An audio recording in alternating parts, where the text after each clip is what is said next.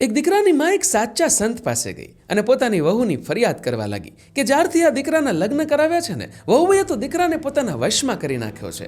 મને લાગે છે ખાવામાં કંઈક ભેળવી દેતી હશે, કંઈક મેલું જાણે છે, મને એનો તોડ બતાવો. સંત તો સાચા હતા એટલે કહ્યું કે માતાજી, તમે વૃદ્ધ થઈ ગયા છો, ભગવાનના ભજન કરો.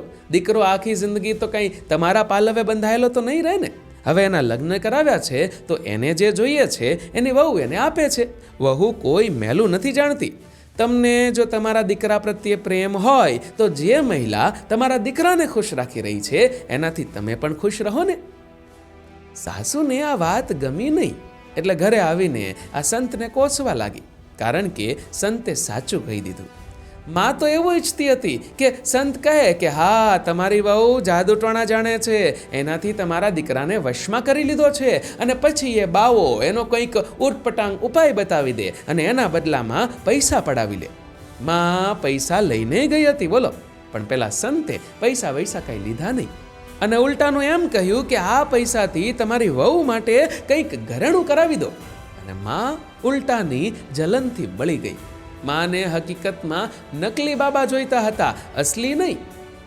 હવે એક દિવસ વહુ છે ને એ અસલી બાબા પાસે ગઈ અને કહે કે સાસુ માએ બધું વશમાં કરી રાખ્યું છે, મારો પતિ મારી કરતાં વધારે એમનું જ સાંભળે છે. અસલી સંતે કહ્યું કે દીકરી, તું તો હજી કાલે આવી છો. તારો પતિ જો માની ઇજ્જત કરે છે, માની વાત માને છે, તો તારે તો ગર્વ કરવો જોઈએ કે તું એક શ્રેષ્ઠ પુરુષની પત્ની છો. તું પતિ કરતાં પણ વધુ સેવા તારી સાસુની કરવા માંડ, એટલે પછી જો તારો પતિ પણ તારાથી ખુશ થશે અને ભગવાન પણ. વહુને વાત ગમી નહીં એટલે સંતને કોસી રહી છે. હવે વહુની ઈચ્છા એવી હતી કે સંત એને કોઈક દોરો આપે, કોઈક તાવીજ આપે અથવા કોઈ મંત્ર આપે કે સાસુ વશમાં થઈ જાય.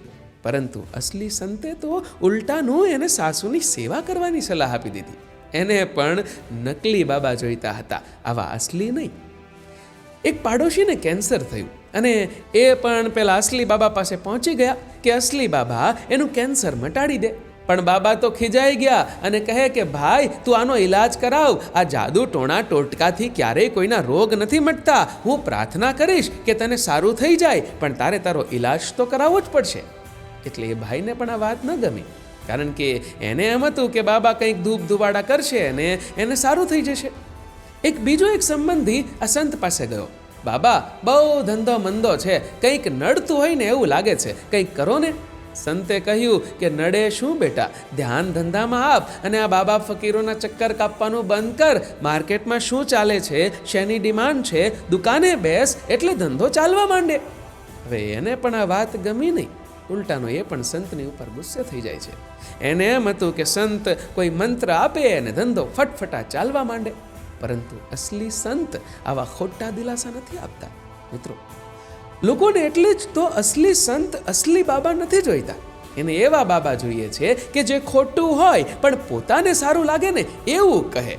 ગમે એવા મંત્રો આપી અને પૈસા ભલે પડાવી લે, બીમારી સારી કરી દેશે એમ કહી કેટલાય ધક્કા ખવડાવે અને પૈસા પડાવતા જ રહે. મિત્રો, એક વાત યાદ રાખજો, અસલી સંત ક્યારેય તમને ખોટી આશાઓ નહીં બતાવે. એ જે સાચું હશે ને એ જ કહેશે અને પછી તમે ઈચ્છો તો તમને સાચો માર્ગ બતાવશે.